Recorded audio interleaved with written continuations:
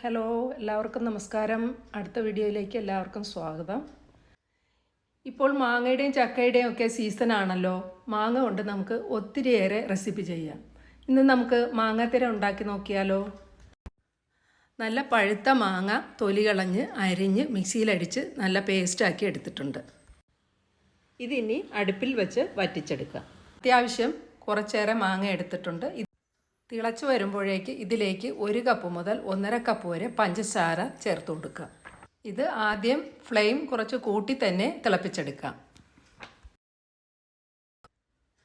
ഇത് തിളച്ച് വറ്റി വരാൻ കുറച്ചേറെ സമയമെടുക്കും.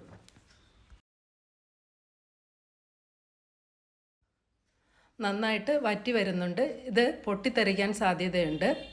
അതുകൊണ്ട് അല്പനേരം മൂടി വയ്ക്കാം.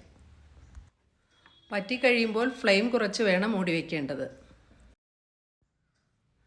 നന്നായിട്ട് വെള്ളമൊക്കെ വറ്റി നല്ല ഒട്ട് പരുവമായിട്ടുണ്ട്. ഇതിനി നമുക്ക് ഇറക്കി വെച്ച് പാത്രത്തിലേക്ക് മാറ്റാം. പാത്രത്തിൽ അല്പം എണ്ണ പുരട്ടിയ ശേഷം പേസ്റ്റ് അധികം കട്ടി വരാതെ പരത്തിയെടുക്കാം.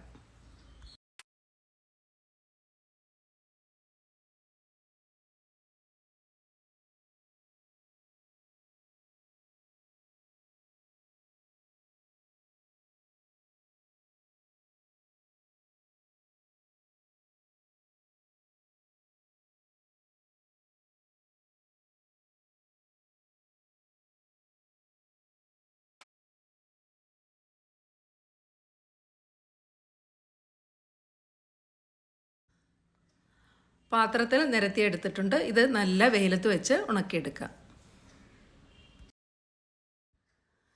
2 ദിവസം നല്ല വെയിൽ കൊള്ളണം. ഈച്ച വരാൻ സാധ്യതയുണ്ട്. അതുകൊണ്ട് അത് ശ്രദ്ധിക്കണം. അപ്പം നമ്മുടെ മാങ്ങാത്തിര നന്നായിട്ട് ഉണങ്ങി കിട്ടിയിട്ടുണ്ട്. ഇത് നമുക്കൊന്ന് ഇളക്കിയെടുക്കാം.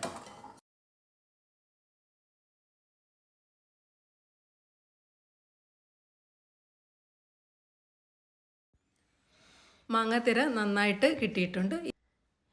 ഇതിനി കട്ട് ചെയ്ത് റോളാക്കി എടുക്കുക.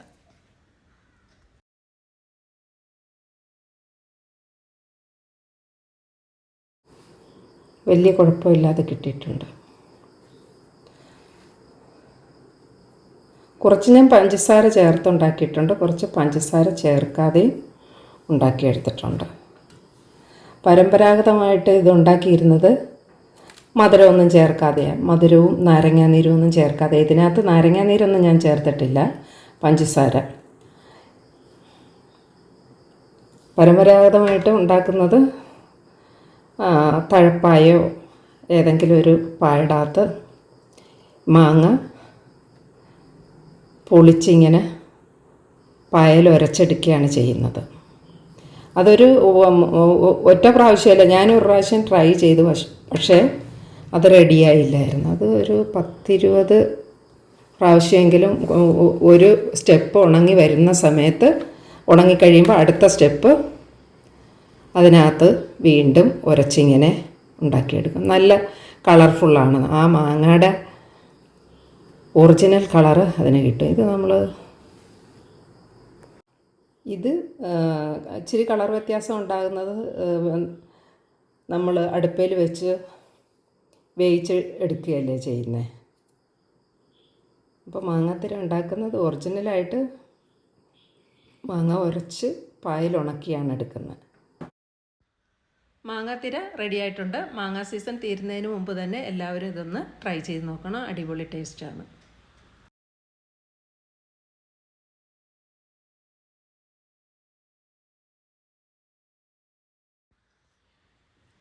ഇത് മാങ്ങാത്തിരയുടെ പേസ്റ്റാണ്, സ്റ്റോർ ചെയ്ത് വെച്ചതാണ്. ഇത് വെയിലുള്ളപ്പോൾ നമുക്ക് ഉണ്ടാക്കിയെടുക്കാൻ പറ്റുന്നതാണ്. അപ്പോൾ എല്ലാവരും ട്രൈ ചെയ്ത് നോക്കുക. വീഡിയോ ഇഷ്ടപ്പെടുകയാണെങ്കിൽ ലൈക്ക് ചെയ്യാൻ മറക്കരുത്. ആദ്യമായിട്ടാണ് എൻ്റെ ചാനൽ കാണുന്നതെങ്കിൽ ഒന്ന് സബ്സ്ക്രൈബ് ചെയ്ത് സപ്പോർട്ട് ചെയ്യാൻ മറക്കരുത്. Thank you.